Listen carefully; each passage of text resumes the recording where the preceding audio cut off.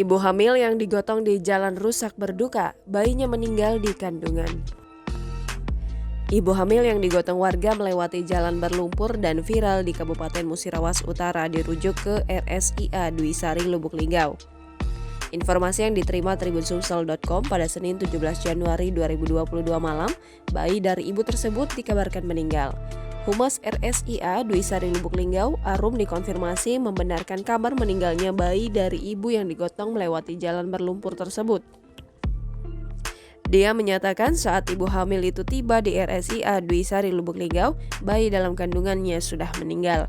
Selanjutnya, pasien langsung dilakukan tindakan operasi sesar untuk mengeluarkan bayi. Sebelumnya diberitakan viral di media sosial, video memperlihatkan warga membawa ibu hamil menggunakan tandu melewati jalan. Dalam video itu juga ada sejumlah tenaga kesehatan dari Puskesmas Bingin Teluk, Kecamatan Rawas Ilir, Moratara. Kepala Puskesmas Bingin Teluk, Dr. Hendra, membenarkan bahwa tenaga kesehatan yang ada dalam video yang viral itu bertugas di Puskesmas di bawah pimpinannya. Dia menjelaskan, tenaga kesehatan Puskesmas Bingin Teluk menjemput seorang ibu hamil yang hendak melahirkan menggunakan ambulans. Ibu hamil itu bernama Rusmina, tinggal di Dusun 7, Desa Beringin Makmur 2, Kecamatan Rawas Ilir, Moratara, Sumatera Selatan. Dia mengatakan mobil ambulans puskesmas tidak bisa menuju dusun ibu hamil karena kondisi jalan berlumpur dan licin. Jalan yang masih tanah kuning itu biasanya bisa dilewati kendaraan, namun karena diguyur hujan sehingga mengalami kesulitan. Alhasil, ibu hamil itu dibawa terlebih dahulu menggunakan mobil milik warga di dusunnya lalu dipindahkan ke ambulans Puskesmas Bingin Teluk. Dia mengatakan warga menggotong ibu hamil melewati jalan berlumpur sekitar 10 menit perjalanan kaki.